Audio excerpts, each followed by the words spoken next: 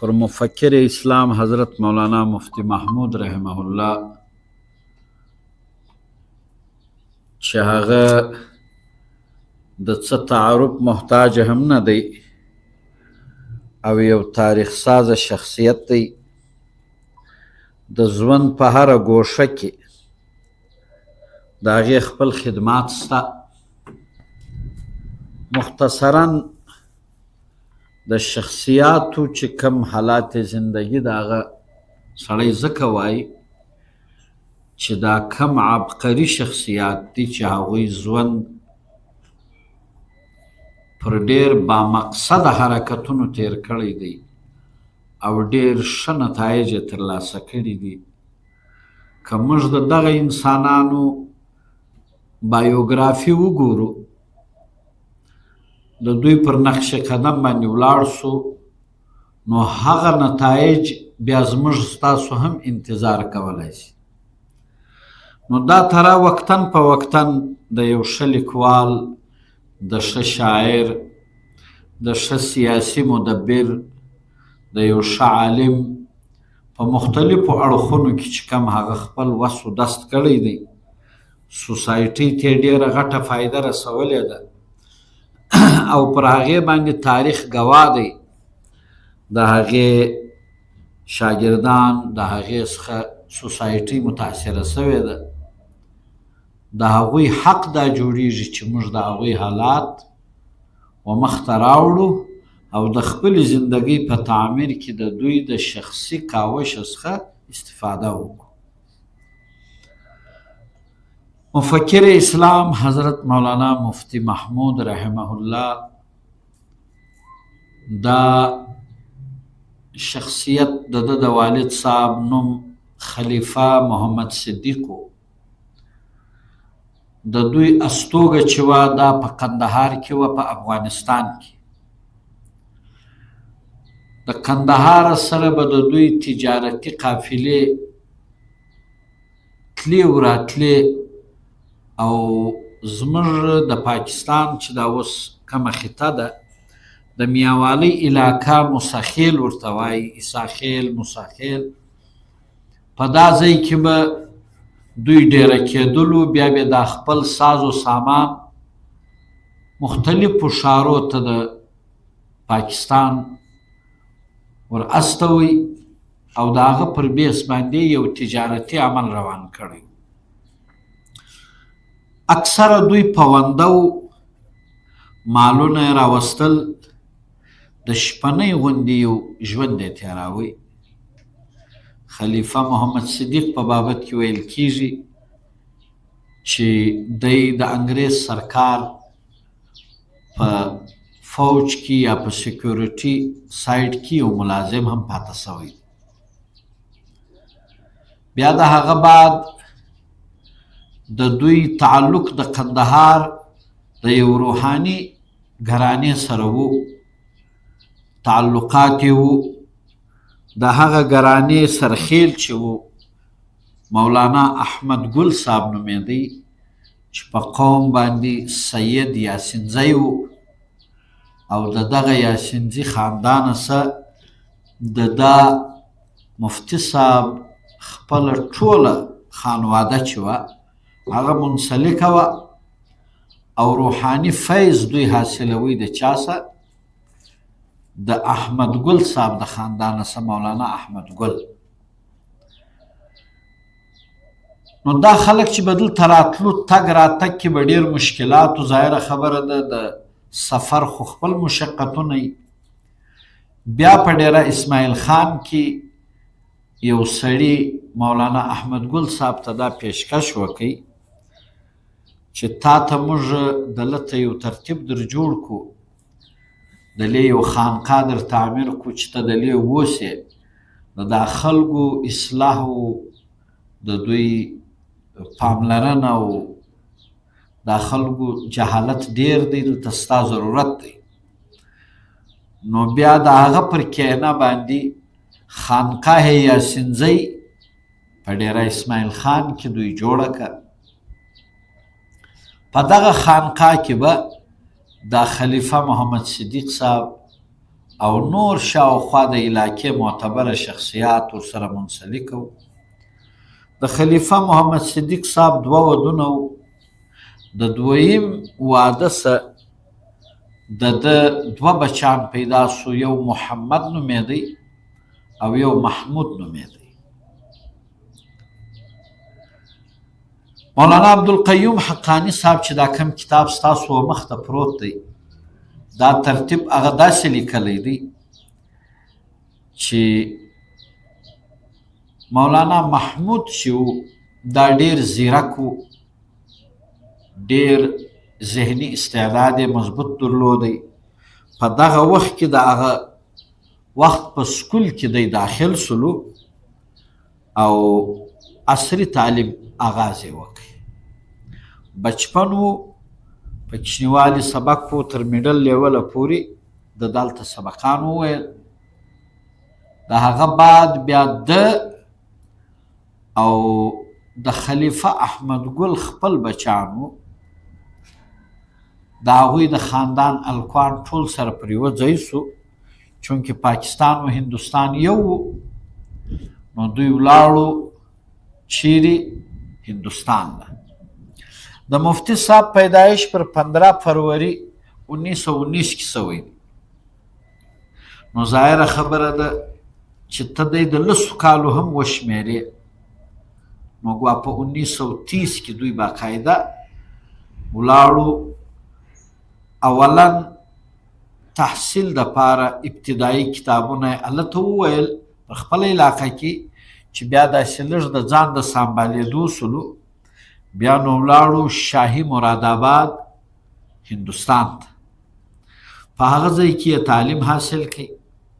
بیا د مفتی صاحب داخله په دارالعلوم دیوبند کې وسوله. نو دا هغه شپې وې چې مولانا حسین احمد مدني رحمه الله دا د دیوبند په محتممینو کې و او د سیاست ډېر ماهر سړی و. علامه انور شاه صاحب کشمیری په دا وخت کې شیخ الحدیث و او مفتی کفایت الله صاحب دهلوي دا مفتی اعظم هندوستان و. نو دا ډېره مردم خیزه خطه وه. د دغه مردم خیزۍ پر بنیاد مفتی صاحب په ابتدایي حالت کې و، ذهني استعداد ماشاءالله الله پاک کافي ورکړی و. نو مفتی صاحب ولاړی په شاهي مراد آباد کې یې سبقان وویل. بیا یو څه وخت په دیوبند کې پاته سو. بیرته د دوی د خاندان فیصله دا وسوله چې ته شاهي مراد آباد ته ولاړ سه. نو بیا د هلته سبق ووایي، له هغه ځایه فراغت واخیستی. نو واپس رالی. واپس چې رالی بیا خپلې علاقې ته د ده پیدایش په پنیاله کې سوی و او دا خانقاه هم په پنیاله کې وه. نو د هغه ځایه څه چې دی رالی پنیالې ته رالی. د پنیالې څه بیا په لکي مروت کې مولانا عبدالعزیز صاحب یو ډېر ښه عالم و. د هغه یو اداره وه، په هغه کې مفتی صاحب ابتدایي سبقان به طور تدریس شروع کړو. خو دا وخت دا زمانه ډېره د تنګۍ وه، ډېره د تنګ دستۍ وه. او تنګ دستي چې ده دا یعنی نه سنبالېدونکې د انسان دا استعدادونه داسې منجمد کړي. ځکه میرزا غالب وایي تنگ دستی اگر نہ ہو غالب تندرستی 1000 نعمت ہے. تندرستی په هغه وخت کې 1000 نعمت دی چې کله تنگ دستی نه وي. نو د تنگ دستی په بنیاد باندې و مفتی صاحب دوی ته په ډېره ګرانه د غنمو ډوډۍ رسېدله، د جوارو ډوډۍ نه وه. یو واقعه داسې راځي چې د مولانا احمد ګل بچانو یو وخت کې د مفتی صاحب په باره کې دا وویلې چې یاره موږ دوی خو دا د غنمو ډوډۍ خورو، د مفتی صاحب په کور کې د جوارو ډوډۍ نسته. بیا دوی وایي موږ څه دغه سره یو ځای کړو غنم، په اپس کې مې څه د سیر د 2 سیرو چنده وکړله، دا مې سره را یو ځای کړو، بیا مفتي صاحب له ورغلو، موږ ویل د داسې ته ډوډۍ پخوه. نو د دا ځایه څه چې سړی سټارټ وکړي، او همیشه دپاره چې د کومو خلکو سټارټ له دا ځایه څه وي، هغه خلک پر مخ باندې تللي دي او ډېر ښه نتایج یې مور کړي. او کم خلک چې د سونې چمچ په خوله کې لري او پیدا سي، د هغو خلکو مجاهدات او ریاضت نه وي، بس هغه پر بله خوا ولاړ سي، خو د سوسایټۍ د اجتماعیاتو هغه خدمتونه بیا دوی نسي کولی. تجربات دا دي، استثنا به وي. نو په دې خاطر باندې مولانا عبدالعزیز صاحب سره دی دلته وي، څه زمانه یې تېره کړله، بیا بېرته ودې ته مجبور سو چې له هغه ځایه څخه یې خپله کډه راواخیستله، او عبدالخیل چې د دوی علاقه ده، په دا کې یو مدرسه کوچنی مسجد و، دا مسجد کې مفتي صاحب درس شروع کړ. د مفتي صاحب په درسي عمل کې د ده په شاګردانو کې یو ډېر ذهین شاګرد چې دی د هغې ډېر فخریت تذکره هم کوي، هغه مولانا موسی خان روحاني و. مولانا موسی خان روحاني ځان ته یو ډېر عظیم شخصیت تیر سوی. مولانا موسی خان روحاني البازي دا په لاهور کې و. نو مفتي صاحب ویلې ول زما په زندگی په ټوله شاګردانو کې چې څومره تیر سوي دي، په دې کې 2 شاګردان چې دي هغه د توجه وړ دي. یو مولانا نور محمد صاحب د واڼه، هغه شهید سلو، یو دا مولانا موسی خان روحاني. دا تراو ستاسو ته زه به شاید په دا خبره باندې به ستاسو سر نه کړم در خلاص، چې 3 کتابه دي په درس نظامي کې. یو قاضي مبارک بلل کیږي، یو حمدالله بلل کیږي، او یو خیالي بلل کیږي. خیالي د شرقایت شرع د علامه تفتازاني لیکلی، او حمدالله د علم منطق په تصدیقاتو کې تفصیلات چې کوم دی هغه په حمدالله کې ذکر دی، او د علم منطق په تصوراتو کې چې کوم اول تصنیف دی، اوله ټوک دی، د هغه نوم دی قاضي مبارک. نو مولانا موسی خان روحاني داسې روحاني شخصیت و په رښتیا چې دا 3 سره کتابونه د ده یاد و، فی البدیهیه یاد. نو دی رالی په مفتی صاحب سره څه وخت تیر کړي په عبدالخیل کې، او بیا د دا بعد دی رالی قاسم العلوم ملتان ته. په قاسم العلوم ملتان کې بیا سبق وایي. الله پاک غیر معمولی ذهانت ورکړی و چې د کله دا امتحان ورکړي، د قاسم العلوم استادان ډېر ورته حیران شو. دا کم کتابونه نومونه چې ما ورته ته واخیستلو، دا د دل ګردې والا طالب علمان ویلی سي، عام طالبان یې نسي ویلی، چې مکمل بیداره ذهینه سړی نه وي، محنتي سړی نه وي، د دا کتاب په دا عنواناتو پوهېږي نه، په متن یې نه پوهېږي، په شروحاتو یې نه پوهېږي، په حاشیه یې نه پوهېږي، په بین السطور عباراتو یې نه پوهېږي. انتهایی مشکل کتابونه. نو دا مشکل کتابونه چې مولانا موسی خان روحاني صاحب په یاد سره زده کړي وو، نو دی چې قاسم العلوم لرالی امتحان یې ورکړي، هغه استادانو دی پر هغه اوله پیرارټیک کښېښودل، وایي دا هغه د دې هلک غږه سره دی ناشده ده چې ده دا 3 کتابونه یاد کړي. د دا بعد مولانا عبدالخالق صاحب محتمم و د مدرسه قاسم العلوم ملتان. هغه ویل چې یاره زموږ یو مدرس ضرورت دی، دا مدرس به موږ چیرې پیدا کړو؟ نو مولانا موسی خان روحاني خو طالب علم و دوی ته دا تجویز ورکوي چې یاره زما یو استاز دی الله پاک غیر معمولی استعداد ورکړی دی د هندوستانه فارغه سوی دی محمود نومیږي افتای هم کړې ده مفتی محمود نومیږي که دا سړی تاسې ولګوئ دا ستۍ و ادارې ته به ډېره ترقي میلاو سي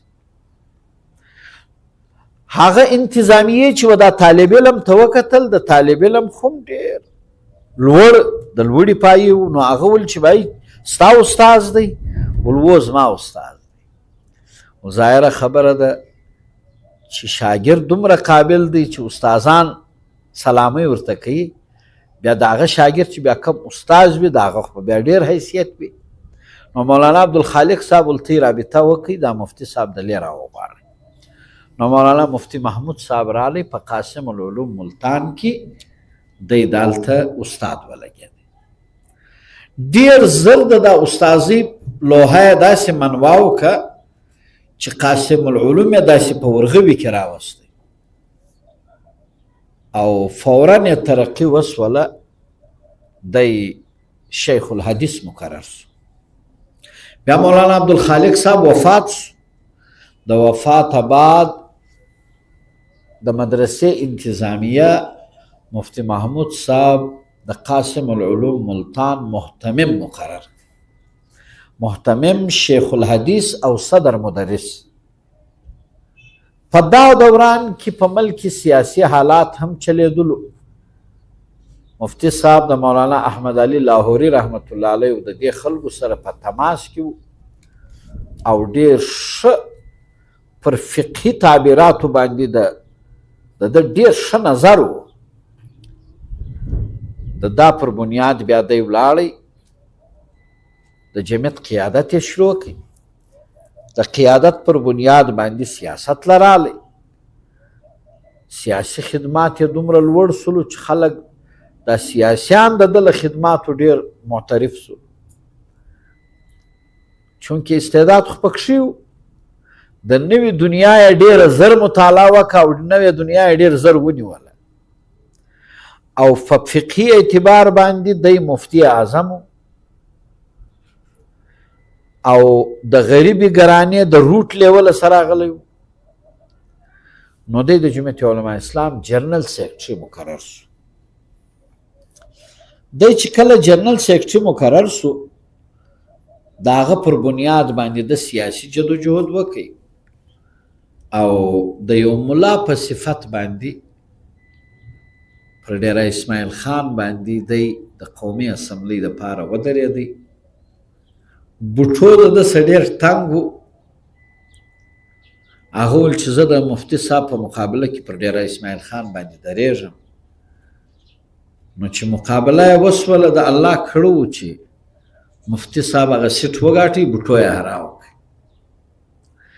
د دې سره د مفتي صاحب و دغه ته نور و ارتقا ته مزید پر ولګېده تر دا له مخه د ایوب خان په اسمبلۍ کې عایلي قوانین ایوب خان پیش کړي په هغه کې خاص کر د زنانو سره متعلقه قوانینو یا د قانون وراثت په بابت کې د لمسي د میراث یو ډېره غټه مسله دا وخت هم په دنیا کې موجوده ده پر دا باندې مفتی صاحب خپل کمنټس چې و هغه ورکړلو او بیا په هغه وخت کې صدارتي نظام په پارلماني نظام بدلېدی ایوب خان د ملک صدر و نو دا یې ویل چې بای موږ به څه چم کوو صدارتي نظام ټیک دی که پارلماني نظام ټیک دی په دا وخت کې بیا دا تبدیلي راغله په 1971 کې چې کله هغه حادثه وسوله د یحیی خان په دور کې نو ملک د صدارتي سیستم از خرالی پارلمانی سیستم پارلمانی طرز جمهوریت د صدارتی طرز جمهوریت سره پارلمانی طرز جمهوریت راغلی په دا جمهوری ماحول کې مفتی صاحب ډیر باصلاحیته سړی و ته اندازه د دې خبرې څه ولګوه په 47 کې پاکستان جوړیږي په 73 کې آئین جوړیږي یعنی دا ملک به څه طرز که د 62 آیین دی که په 58 په 55 او په 58 کې یو کوچنی دغه جوړه سوې وه، یو څه نقطې جوړې سوې وې، خو هغه ته د قوم حمایت نه و حاصل. قومي میثاق چې جوړ سولو هغه په 1973 کې جوړ سو. په دا وخت کې د پوج مورال ډېر کښته و، هغوی ډېر مداخلت نسو کولی. نو د پاکستان د لوړې پایې سیاستدانان چې وو، خان عبدالولي خان و، طاوله منګل و، میربخش بزنجو و، پیر پګاره و، شاه احمد نوراني و، او مولانا مودودي یا د هغه ملګري میا توفیل و، دا خلک و، پروفیسر غفور و. دا ګر سره په یوه نقطه سو، په یوه خوله سولو، او دوی و ملک ته متفقه آیین ورکوي، د 73 اسلامي آیین. په دا کې مختلفې نکاتې موجودې وې چې په هغه کې تر ګردو لویه خبره چې وه هغه د صوبایي خودمختارۍ هغه وه. NFC ایوارډ تحت چې کم صوبو ته کم فنډینګ کېږي، پر دا باندې د دوی ډېر زور و چې بایسو دا سټیټ به مضبوطه ساتو، خو د سټیټ مضبوطي د صوبو په مضبوطي راځي. کم چې سټیټسکو وه د هغې دا پالیسي وه چې مضبوط مرکز به جوړوو، چې مرکز مضبوط وي صوبې مضبوطه وي. د سیاسیانو سټینډ دا و چې صوبې مضبوطه وي مرکز به مضبوط وي. بهرحال خو خبره دا آیین چې جوړ سولو، د آیین پر بیس باندې مجلس دا سولو. په هغه کې دا خبره ښکاره کړله چې حاکمیت به د الله تعالی او د اسلام په خلاف به یو قانون هم د قرآن و سنت په خلاف نه جوړیږي. جمهوریت به دا تراوي چې تر اسلامي بڼه لاندې یو جمهوري ماحول وي، خلکو ته د رای ازادي وي، خپل د ووټ استعمال وي، سیاسي حقوق و خلکو ته ورکړي. سیاسي حقوق پر بنیاد باندې آیین تشکیل سو. دغه آیین تر ننه پورې دا دی اوس پر 28م ترمیم ولاړ دی چې دومره چړې پکې وولې چې اوس یې دا یې 28مه چاړه ده چې دا به پکې ویي، او د دې سبه دا متفقه آیین، ځکه چې سټیټسکو په دې خوشحاله وه چې دا ملک ته یو آیین نسي میلاو. دا بس وروره یو هر سړي خپل دکان خلاص کړی دی، خپل طبیعت یې چلوي، هېڅ قانون اوس دغه په مابین کې نه وه. لیکن د الله پاک کړو د سیاسیانو پر دا ملک یو ډېر لوی احسان په دې وسو چې هغوی و دې ملک ته آیین ورکړي. د هغه بعد مفتي صاحب په خپل تدریسي د سیاسي خدماتو سره سره الله پاک وده ته یو خاص فقهي ذوق ورکړی و. دی فقیه النفس. د فقیه النفس اصطلاح هغه وخت استعمالیږي. فقیه النفس چاته وایي چې د هغه په طبیعت کې دا قانون سازی متعلق یو داسې بهترین حل دی راباسي د قرآن و سنت په آینه کې چې هغه عقل هم اپیل کوي، قرآن هم د هغه لاره، احادیث هم هغه لیني، او د فقهاو هم هغه لیني، او دی ډېر ښه خبره سره جوړولی شي. د ده د فقاهت اندازه له دې څه کېږي چې دی د شامي فتاوای رد محتار ورته وایي، د دې حافظ مولانا مفتی محمود. د ده د فقاهت اندازه د دې څه کېږي، په کراچي کې مفتی محمد شفیع صاحب په دا وخت کې د مولانا تقی عثماني صاحب دوی پلار، هغه په کراچي کې مسله راله د مشیني ذبیحې. دا یو مثال به طور در کوم. مشیني ذبیحه یې کوله چې به یې په مشین باندې دا حیوانان داسې په لین کې ودروي، یو دم دا مشین پر ریله کې، نو پر دې باندې تکبیر ووایي، بس نو دا اگر د حلال سي نو دا حلال دی. مفتی شفیع صاحب فتوا ورکړې وه، مفتی محمود صاحب پر دا فتوا باندې رد وکړي چې دا ناجایز دی. مشینی ذبیحه چې ده دا حرامه ده، دا د دې ګنجایش نشته په شریعت. نو بیا یې وجه ځینې وپوښتله چې ولې؟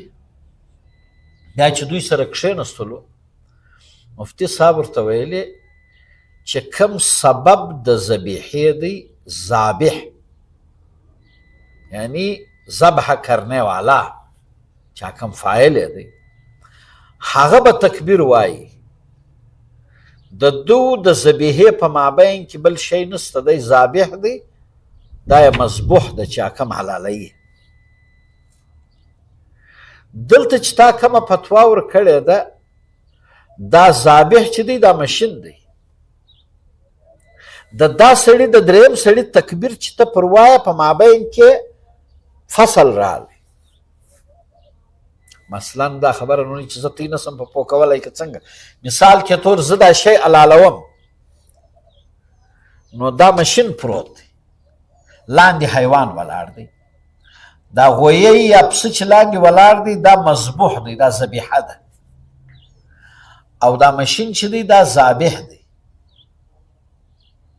او تکبیر زه پر وایم. مفتي صاحب ورته ویلې چې ذابح به دغه وایي تکبیر به وایي او ذابح چې دی هغه مشین دی مشین تکبیر ویلی نسي. نو په دې وجه سره دا ذبیحه ناجایزه ده او دا استدلال یې ډېر په قوت سره ښکاره کوي. نو د ټولو علماو توجه پر دې خبره راله د عالمي توجه هم پر دې راله چې د مفتي صاحب دلیل قوي دی. مولانا مفتی شفیع صاحب خپله خبره واپس واخیستل خپلې فتوا یې رجوع وکړه او د مفتي صاحب پر وینا باندې دا خبره برابره شو. د دې څه ته د د فقهي یعنی بیداري د اندازه کولی شي. دارنګه سعودي ته ولاړو په سعودي کې دا وخت مفتیان ورته ویل چې دلته موږ دا د ګټر اوبه را اخو او دا دغه کوو فلټر کوو یې په دې کې مختلف مواد اچوو دا استعمال شده اوبه په دې کې چې دا کم شیان دا کمې خیرې دي یا کم ګدله پم دی دا ځین ختم کوو دا بالکل په فرش حالت کې راولو. بیا د دې اوبو استعمال څنګه دی؟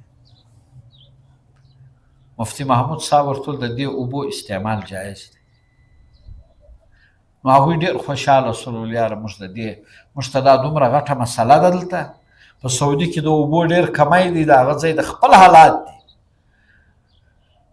نو دا مسله یې مطلب داسې په اساني سره ور حل کړه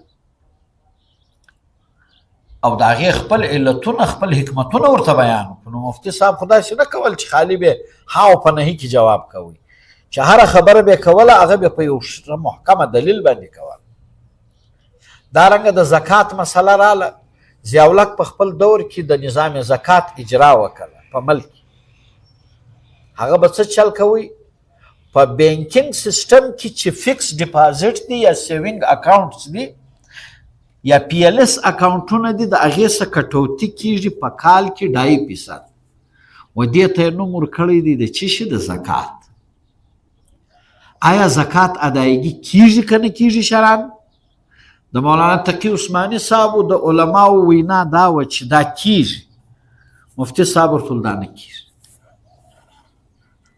دا د سود څه کټوتي کېږي بیا د زکات په نامه تېرېږي. نو دا اصلا دی سود نوم یې پرېښی دی د زکات.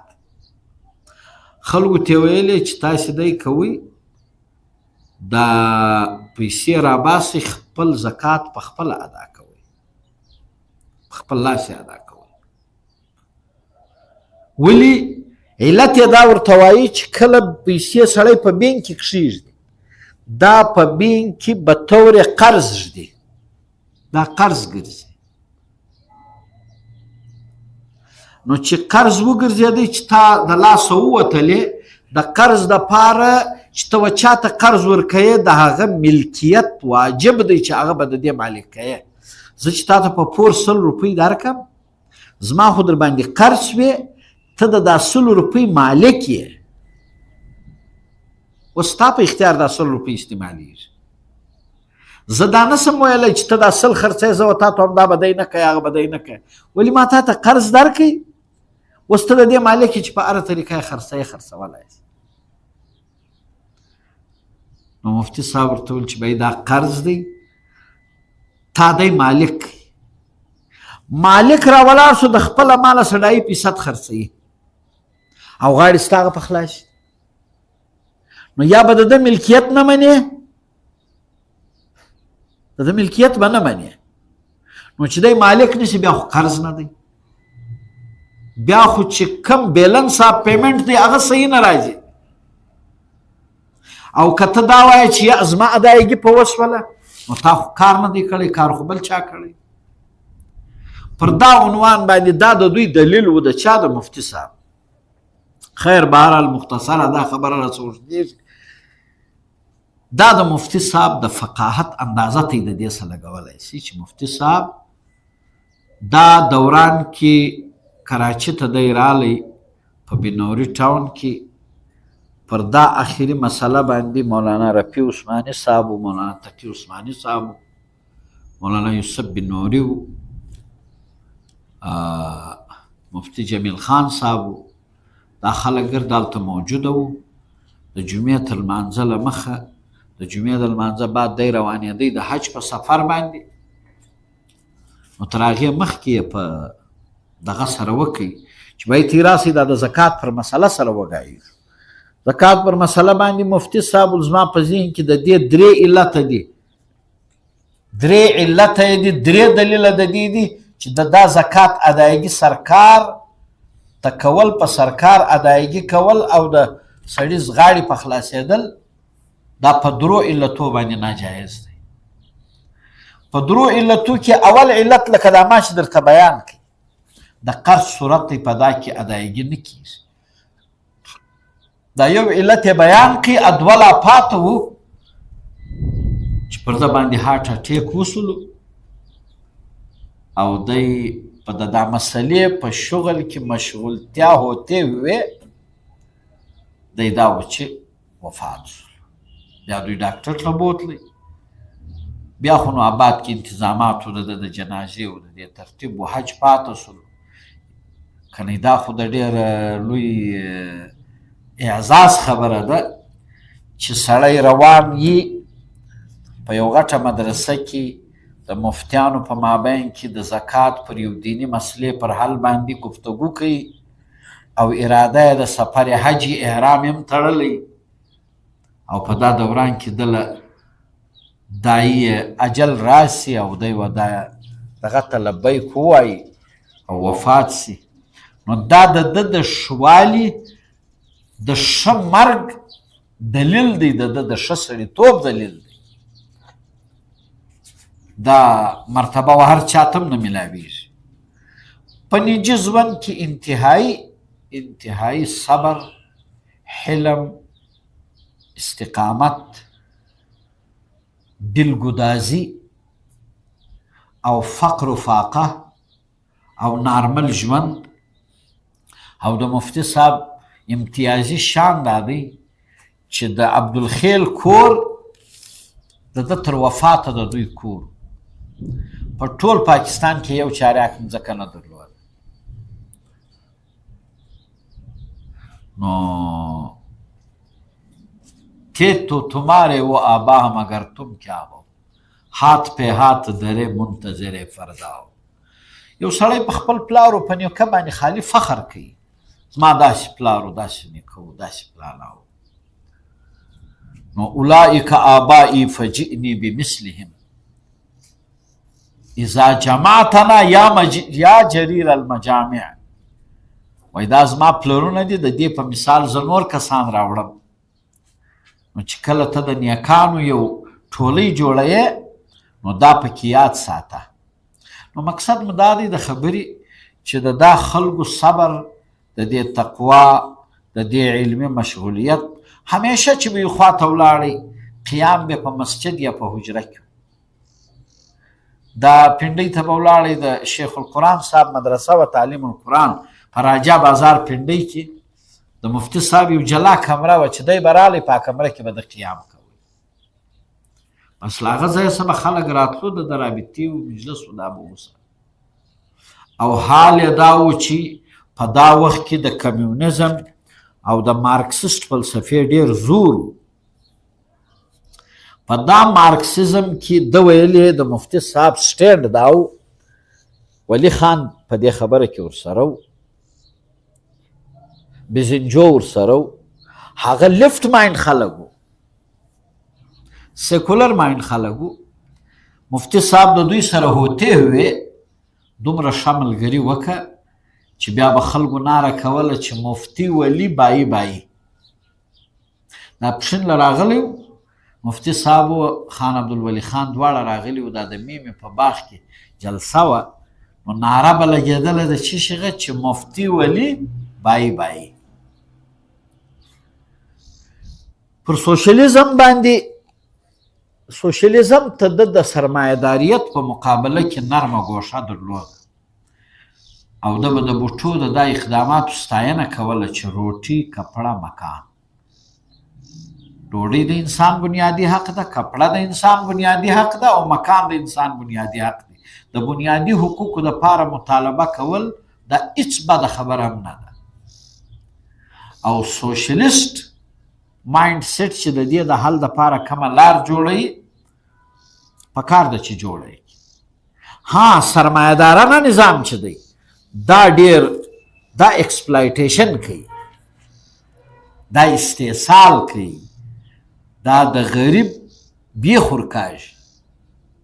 نو لہذا کیپیټلیسټ مایند سیټ چې دی هغه ډېر د دې وړ دی چې سړی مسترد کړي. او په سوشلیزم کې هغه ډېر نږدې دی و اسلامیک پوینټ آف ویو ته. نو لہذا چې کوم شی و ماته نږدې دی زه هغه ډېر اډاپټ کوم په مقابله کې د چا چې هغه له ما لرې دی. نو کیپیټلیست سوسایټي چې کومه ده د هغوی تردید به مفتي صاحب کوي.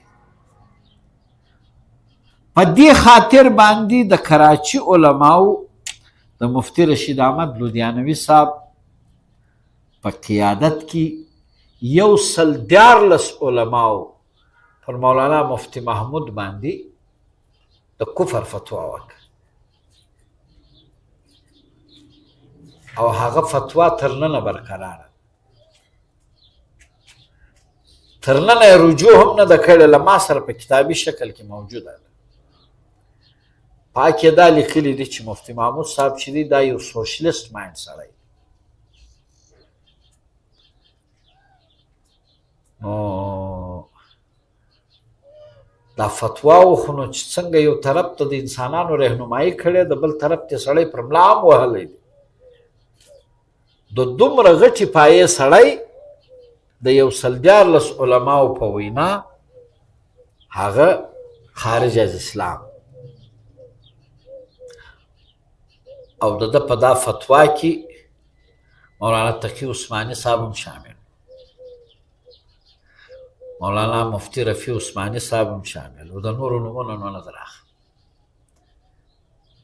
په دا وجه سره مفتی صاحب د ډېره وخته پورې بیا د دوی د کراچي د علماو رابطې او تعلقات نه.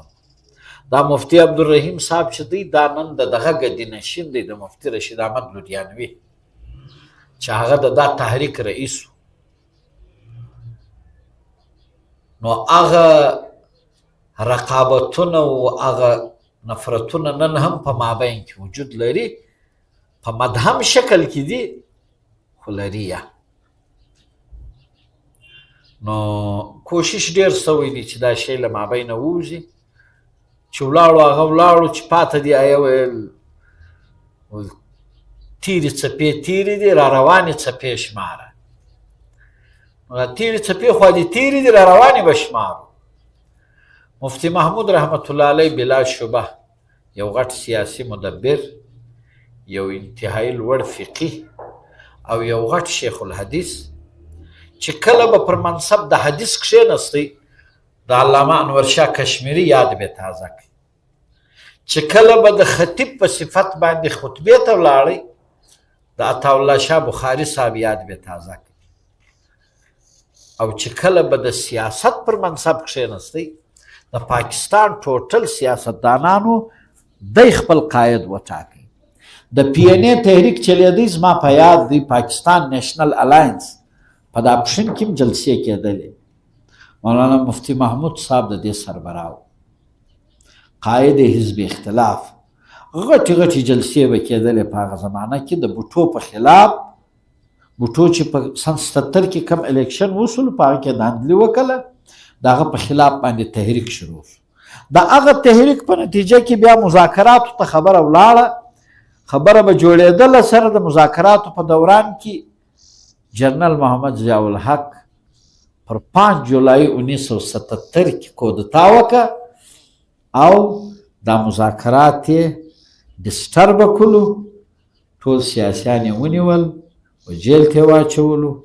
پر بوټو مقدمات قایم شولې او بیا تر دا حده پورې چې بوټو په پانسۍ وختئ او دا سیاسي مدبرین بیا یې لسلو. بیا دغه سیاسیانو بیرته 18 میاشتې مفتی صاحب دا یوه خبره کوله و زموږ په پاکستان کې اسلامي نظام زموږ ضرورت دی. دا د پی این اے تحریک آلریډي په تحریک نظام مصطفی بدل شو چې بایی موږ نظام مصطفی غواړو. دا ټول سیاسیان پر دې موجود وو. تحریک نظام مصطفی کې دا و چې بایی ملک ته شریعت ورکه. بیا یې دا ویلې چې بایی په جمهوري طریقه خو نه کیږي، په صدارتي طرز حکومت نه کیږي. اوس چونکې ضیاء الحق مارشل لا راوستله نو د مارشل لا په توسط دې اوسي خو اسلام دې راشي. بیا ضیاء الحق راولاړ شو. د اسلام پر نامه باندې ډېر اقدامات اعلان کړو. هغه د قیدیانیانو متعلق خو په سن 73 کې قانون جوړ شوی و چې دا ماینارټي ده، نان مسلم دي. د هغې بعد په 1985 کې امتناع قادیانیت آرډیننس ضیاء الحق جاری کړ. په هغه کې هم د قادیانیانو په خلاف اقدامات وکړو. په نظام زکات کې دا مسله پیدا کړله چې د بینکو څخه کټوتي شروع کړله. پر هغه مفتي صاحب رد وکړي او د هغه بعد په عایلي قوانینو کې چې کوم ترتیب راتلی اسلامي نظریاتي کونسل ته وده ورکړه، مجلس شورا یې جوړه کړه. څه اقدامات یې داسې وکړو چې هغه څخه دا ښکاره کېدله چې قانوني طور وفاقي شرعي عدالت وغیره اسلامي مشاورتي کونسل دا اگر د جوړ کړلو نو داسې ښکاره کېدله تینو نه ده په یاد. زما خو دا خبره په یاد ده چې تر دې انده خبره راله چې په دې ملک کې و خلکو ته کوړې ورلګېدلې. چې مجرم به و. دغه زموږ د واپډا چې کوم ګریډ دی دا په هغه شپو کې خالي و. پر دا ځای باندې یو سړی و نصرالله نومېدی د برشور و.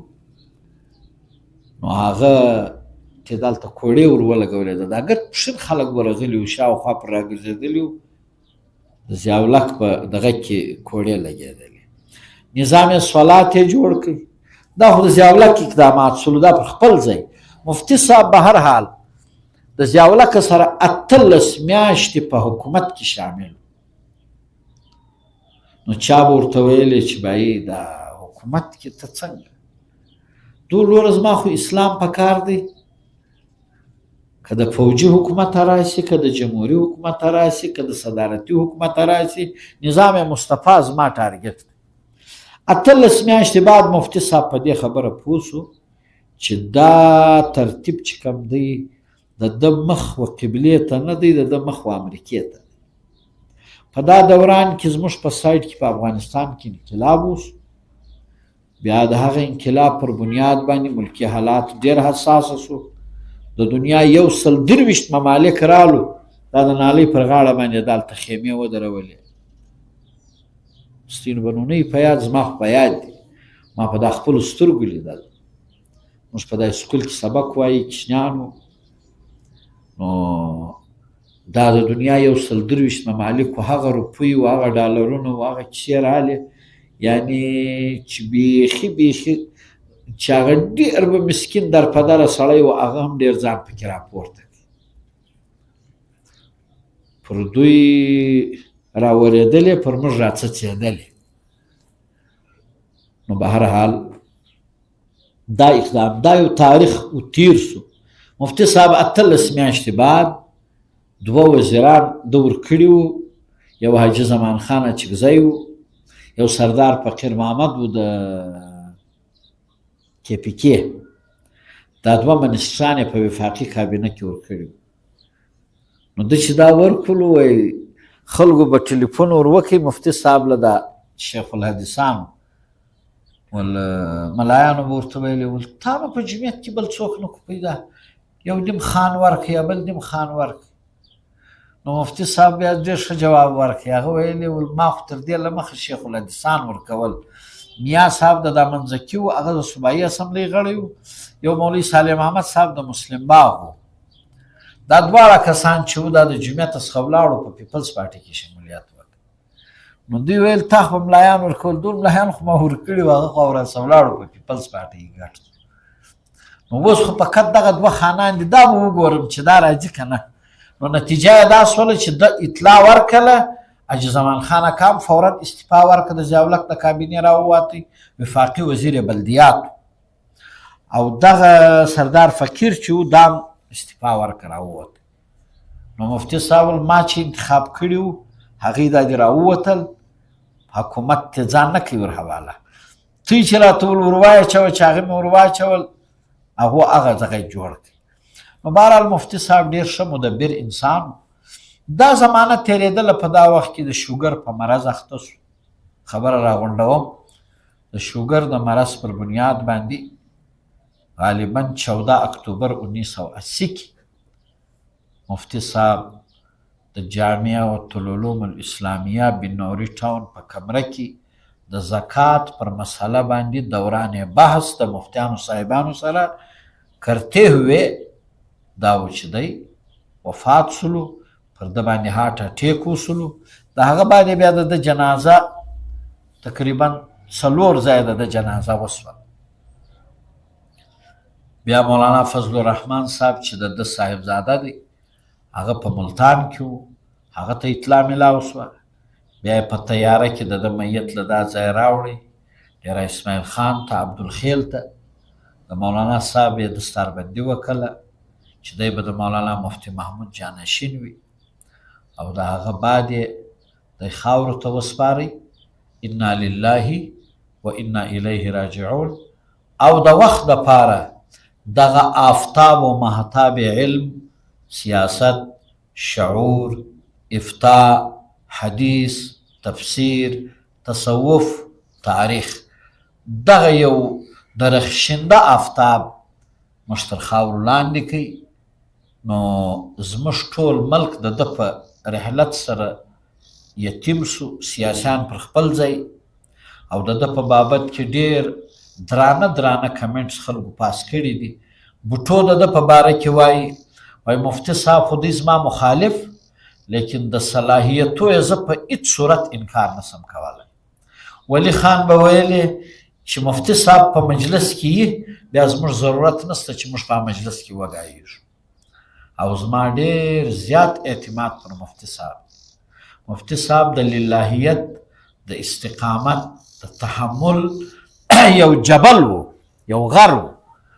نو دا وخت تیر سلو، پاته سلو دا چې د ده د شخصیت ګوشې هغه نورې هم دي. یوه جنازه یې په کراچي کې وسوله، یوه بیا په ملتان کې وسوله، یوه بیا کسانو پر ایرپورټ باندې وکړله، 4مه جنازه د دغه په ډیره اسماعیل خان کې وسوه چې هغه دغه ورکه مولانا فضل الرحمن صاحب د ده د جنازې لمونځ پړاو کړ. او حالت یې دا و چې دی په KPK کې وزیر اعلی پاته سو. د وزیر اعلی حالات یې درته وایم. مولانا بجلیګر صاحب موږ ته په خپله دا واقعه بیان ول مفتي صاحب به ما له ټلیفون راوکړی دی چې په وزیر اعلی هاوس کې و. ول راسه ما به ورته ویلې وږی یم، ډوډۍ مې نه ده خوړلې، نسم درتلی. ول ده ویلې ډوډۍ به د ما سره وخوري. ول زه چې به نو ډوډۍ له ورغلم، ورور هغه د حجرې دال مې پخ کړی و. ما ورته ویل بله واره خو دا ما ستا نوم وزیر اعلی هوس پرې ایښی دی دا خو خالي دالخانه ده په دا کې خالي دال میلاویږي. نو ول بیا چې به ټلیفون راوکړي ساعت نو خو دوی سره یارانه هم وه. ول ما ته به ول راسه ول ما ورته ویل صاحبه درځمه ودره کټوۍ پخوم بیا درځم.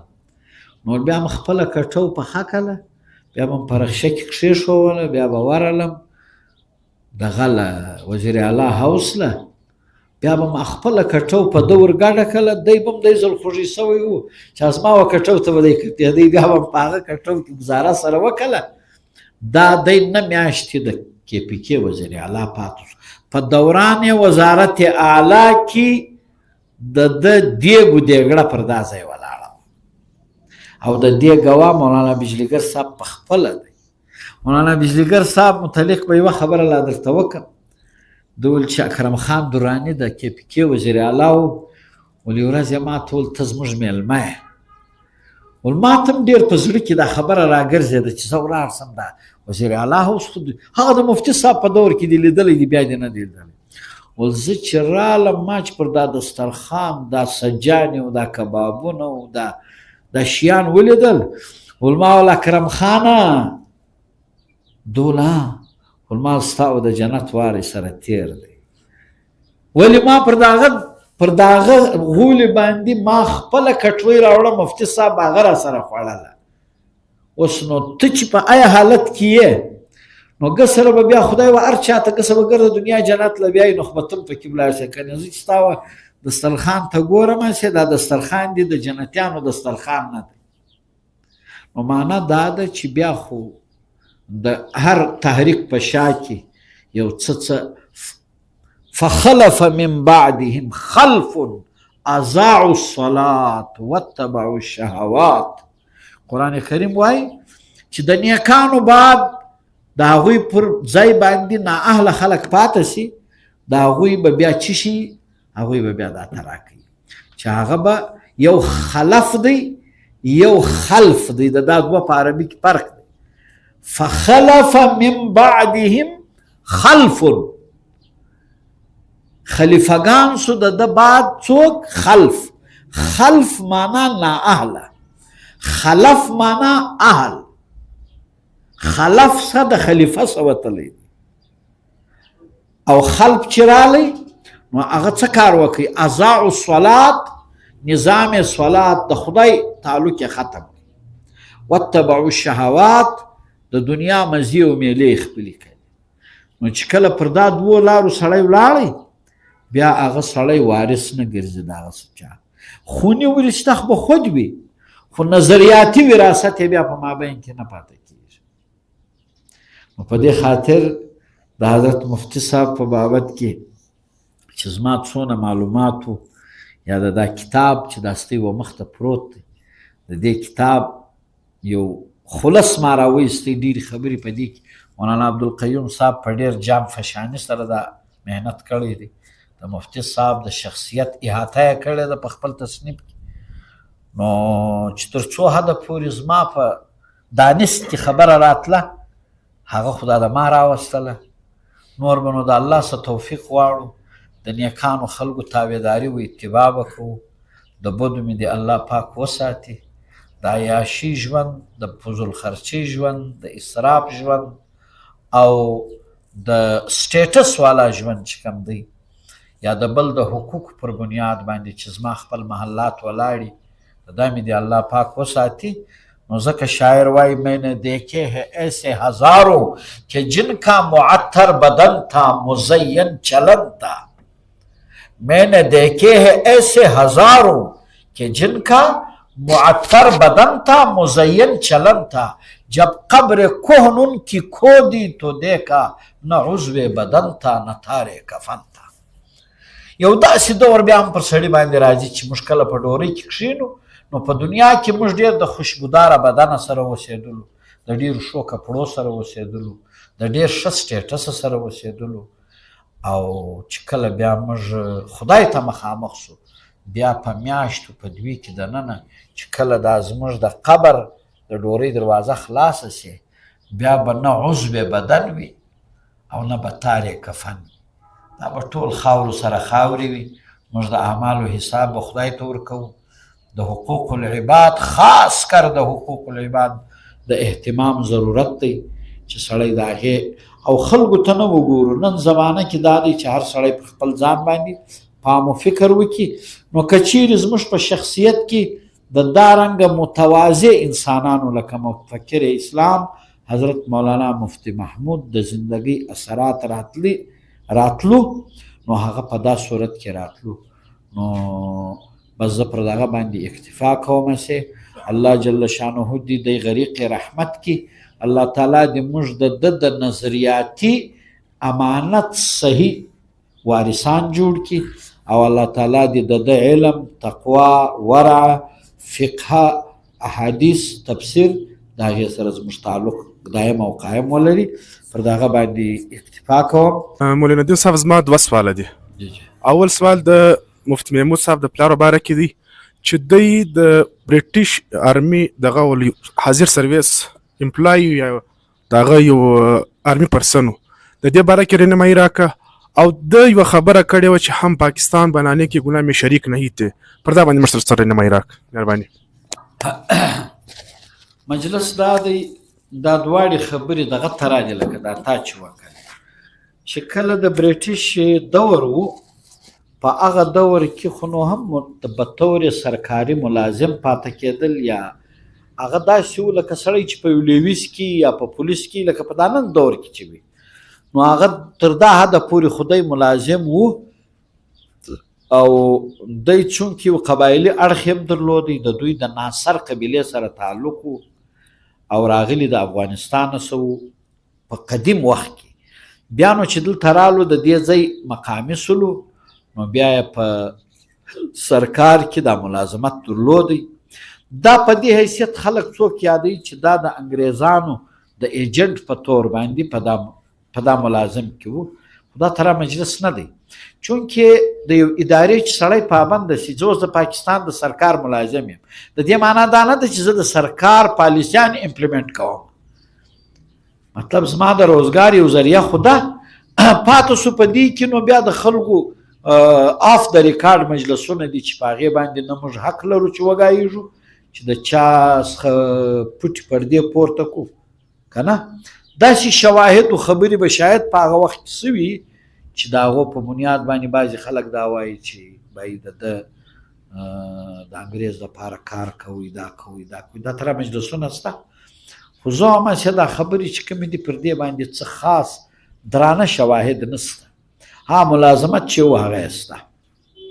دویمه خبره ده پاکستان جوړولو په ګناه کې واقع هم مفتی صاحب یا جمعیت علماء هند چې کوم کانګریسي علما و دا خو نو یو تانوي لین و د مسلم لیګیانو علما و. په هغه کې مفتی شفیع صاحب و، مولانا ادریس کاندلوي و، مولانا ظفر احمد عثماني و، مولانا شبیر احمد عثماني و. دا خلک و دا هغه خلک و چې قائد اعظم به د دوی په باره کې ویلې علما سره داسې علما را سره دي چې زه د کانګریسي علماو سره د ترازو په تله کې واچوم نو دا د دوی دا زما د علماو تله به پر مځکه پرته وي دا د کانګریسي علماو تله به دی لوړی. یعنې دونه علمي وزني خلک له ما سره را سره دي. نو مولانا اشرف علي تانوي خو معمولي سړی نو هغه هم د دوی سره دا په دې کې ملګری و. د پاکستان د جوړېدو د اهل علم علماو دا طبقه چې وه دا په مسلم لیگ کې شامله و. د دې په مقابله کې چې کم کانګریسي علماو چونکې د مفتی صاحب تعلق د کانګریسي علماو سره و د ده نظریاتي تړون هلته و. د ده تړون د مولانا عبیدالله سندي و، د مولانا ابوالکلام آزاد و، د مفتی کفایت الله و، د مولانا حسین احمد مدني و، د دا خلکو سره و، عطاالله شاه بخاري و. دا خلک چې و دا د پاکستان مخالف و. دوی د پاکستان د جوړېدو په حق کې نه و. چې جوړ سلو بیا د هغه بعد مدني صاحب ویلې ول دا خو نو ټیک دی چې سړی تر ساته جګړه پر دا کوي په کلي کې چې ماجت دلته نه جوړو هلته جوړو څه کسان وایي دلته جوړو څه وایي یا هلته جوړو څه وایي په فلاني ځای جوړو دا دی. خو بهرحال مسجد دا دی جوړ سو په هر صورت کې چې دی. لیکن اوس حکم د مسجد دی اوس باید چې مسجد ورته وویل سي او لمونځ پکې ادا سي تر هغه وخت اختلاف کېدلی سلو چې تر څو نه و جوړ چې جوړ سو بیا نو معنا دا ده چې د پاکستان د جدوجهد دوی جدوجهد نه دی کړی په دا دوی که ودې ته ګناه وایي نو واقع دوی په دا جدوجهد کې نه دي شریک سوي پس له هغه چې پاکستان جوړ سو دوی تسلیم کړي نو دا حساب لري لکه د مسجد غچ ما درته وویل داسې حساب زما سوال دا دی مفتی صاحب مفتی محمود صاحب یو استاذ نو په هغه وخت چې دی د استاذۍ څه سیاست له راکلی د دې مین اوبجکټیو یا دغه څه ولو چې دی دې ته اړ کړل چې دی سیاست ته راوستی او دویم سوال دی چې پر مفتی صاحب باندې یو څه 14 علماو په ده باندې د کفر فتوا ولګوله د هغو دلایل څه وو او ولې پر ولګوله او دریم سوال زما دا دی چې مفتی صاحب لکه ولی خان چې د یو لیفت مایند سړی و او د ده سره یې ملګري وکړله بیا به د دې باره کې یو ناره لګېدله مفتی ولی کیا بایی بایی په جواب کې به دا راکللو او د یو مایند لیفت سړی او د یو مطلب یو دینی عالم د دې ملګري په څه بنیاد ولا او څه له دومره سره وچلېدله دا مجلس دا ترا دی د ولی خان او د مفتی صاحب ملګري به یې وار بیان کړو ملګري فقط سیاسي وفاداري وه د دوی په مابین کې یو سیاسي کمیټمنټ یو پولیټیکل کمیټمنټ پر دې باندې و چې دوی یو له بله سره اصولي سیاست کوي په دا اصولي سیاست کې د دوی یو پر بله ډېر غټ اعتماد ګوره په بلوچستان کې حکومت ختم شو مفتی صاحب په پېښور په کپکي کې استعفا ورکړه په څه شی ورکړه ول دلته په بلوچستان حکومت چې وفاق ختم کړی دی دا غیر عیني اقدام دی دا هر غیر عیني اقدام موږ مخالفت کوو لہذا دا زموږ حکومت تیم ختم سي ارباب سکندر خان خلیل گورنر مفتی محمود صاحب وزیر اعلی دواړو استعفا یې ورکړه په یوه ورځ یو د گورنر هاوس سره ووته یو د وزیر اعلی هاوس سره ووته هغه یې پرېښود حالانکه پر ده ډېر کوششونه هم دا اوس نو مقصد څه شي و مقصد مې دا دی د ولی خان سره د ده ملګري پر اصولي سیاست باندې وه یوه پاته سلو لیفت مایند خلک د سوشلیستانو متعلق د مفتی صاحب او ملایانو ته دا ویل چې دوی پر دا د کفر فتوا مه لګوئ دا فقط په اقتصادي لین کې یو بهتره فریم ورک لري د هغوی دپاره دوی دا ناره لګوي چې روټي کپړه مکان پر دې بیس باندې خلک نه کافران کېږي دا دي مسلمانان خو د هغوی لکه موږ چې مطلب فرض یې که په میډیکل ساینس کې د علاج دپاره یو تراپي موږ مقرر کړو موږ یاره دا ډېره ښه تراپي ده جرمنیانو را کړې ده خو موږ فایده ځینه نو اوس په دې خو په سړی له اسلامه نه وځي دا په نیچرل ساینسز کې موږ د دې شیانو چیش کوو یعنی موږ اختیارو نو دارنګه په سوشل ساینسز کې دا سوشلیزم چې دی دا د سوشل ساینسز یو پارت دی نو په هغې کې که موږ د هغې حمایت وکړو نو په دې سره موږ د اسلامه نه وځو د مفتی صاحب وینا دا وه دارنګه ډیموکراټیک پروسس دی جمهوریت دی یو مغربي جمهوریت دی هغه خپلول چې دی یقینا د هغې جلا حکم دی یو په پاکستان کې تر شریعت لاندې د خدای تر اصولو لاندې یو جمهوري رویه ده چې هغه په سیاست کې ضروري ده نو که سړی دا اختیار کړي د جمهوریت په کېدو سره بیا سړی نه کافر کېږي دا رنګه د مفتی صاحب د دوی مابین او پر ده چې کوم د یو 14 علماو خبره راله هغه هم پر دې راله چې دی سوشلیست دی چې سوشلیست سلو نو ګواه کافر سلو یعنی د ده سوشل پوزیشن دا ترا دی لکه چینی شاونیزم دی یا مارکسیزم دی وینې پر دې بیس باندې دوی پر ده باندې دا فتوا ولګوله هغه پر بنیادي ده چې مفتی صاحب ویلې والمزارعین چې دي مزارعین کم چې د سرمایهدارو د جاګیردار په پنجاب کې د دوی مځکې ورساتي د دوی غواوې ورساتي شیدې ځین د خکوي مستې ځین جوړوي مکن ځین باسي لیکن دی په خپله د مکنو د خوړلو د شودو د غړپلو څه عاجز کار کوي د بل دپاره یې کوي نو دا به څنګه وي چې د سرمایهدار سپی هم مکن خوري او زموږ غریب سړی چې کوم دی هغه ته د جوارو ډوډۍ نه رسېږي. دا خو ډېره غټه بې انصافي ده. که پر دا خبره باندې د ملایانو لخوا دا مجلس راشي چې دا سوشلیست دی نو دا خبره نه ده. یا خو د مسلې حل پیدا که نه د چې کوم حل پیدا کړی دی پر دا د کفر فتوا مه لګوه. د دې پر بنیاد د نجي ملکیت بیا خپل یو تصور راځي. د نجي ملکیت پر بنیاد مفتی صاحب د کیپیټلیست خلاف و، د سوشلیست خلاف نو، او بیا دا ویل چې اکشن چې کم دی دا کیپیټالیزم دی، ری اکشن چې کم دی دا سوشلیزم دی. نو خلک اکشن ختم کوي، ری اکشن په خپله ختمیږي. که ته اکشن دی برقرار ری اکشن دی نه راځي. د دې معنا دا ده چې ته څوک فالو کوې؟ ته کیپیټالیزم فالو کوې. او د هغې له وجې څخه خو نن دا د مذهبي جماعتونه چې په انټرنیشنل سیناریو کې کله دا خبره و مخته راځي چې بای سو دغه چې دي مذهبي جماعتونه دا په دایه بازو کې دي که په بایه بازو کې دي، نو دنیا په چیش کې حسابي؟ په دایه بازو کې حسابي، بایه بازو کې نه حسابي. معنا چی شوه چې په دایه بازو کې رالی، دایه بازو خو مغرب دی، مغرب ګر سرمایه‌دار دی. نو لہذا مذهب د سرمایه‌دار تحفظ کوي. په دې وجه سره خلک دغه راولاړ سلو. کارل مارکس خو دغه ویلی چې بای دا مذهب دا خو د سرمایه‌دار پوشپناهي کوي، ځکه زه د اسلام منم نه. بیا چې مولانا عبیدالله سندي صاحب لاړ، خبره اوږده ده، بیا چې هغه دا شی ورته ایکسپلین کړي، هغه ورته ویلي موږ به تا ته د کوچنۍ ایریا درکوو، ته په دا دا ستا چې کوم اقتصادي فریم دی دا زموږ خوښ دی، ته دا یو وار په دا ځای کې د لږ را عملي کړه چې موږ د دې و نتایجو ته وګورو. نو بیا کېدلی شي چې موږ دا خپل کمیونیزم راواخو په دا اسلامیزم یې بدل. نو هغوی و دې ته دلته په دا مابین کې دا دوه تقسیمه سوي دي.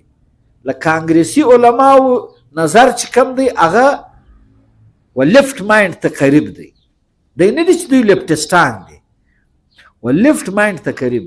او چې کم مسلم لیگی علما دي د هغوی نقطه نظر و انټرنیشنل سرمایه‌دار ته بیا قریب دي، اگر چې د هغې حمایت نه کوي مګر قریب دي. نو بس دغه یو مابین کې بېلتون یې دغه ما ته معلومیږي. مولوي صاحب په یو ټیم کې تا په مچانو سکول کې په مفتي محمود صاحب باندې یو ډېر ښایسته نظم ووایي چې مولانا صاحب په هغه باندې ژړلو. که دې چیرې یاد دی اوس نو که دې موږ ته وړاندې کړي. یاره دا ډېر وختي خبره وه. مفتی صاحب باندې ما واقعیم یو نظم جوړ کړی و او زما په شاعري کې هغه ابتدایي نظمو کې شامل و.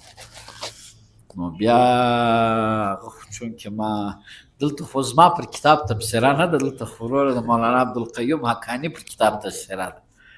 نو په دې خاطر باندې دا چې دوی به ول جب تک صورت چاند رهیگا مفتی تیرا نام رهیگا، د هغې معنا دا وه چې د هغې نظریات به برقراره ساتو. مفتی صاحب خو نادي ولاړی، د خدای په کار شو، الله پاک دې غریق رحمت کړي. نو هغه به بیا په یو بل مجلس کې وګورو که په لاس رالی که نو فی الحال خو یې نه لرم.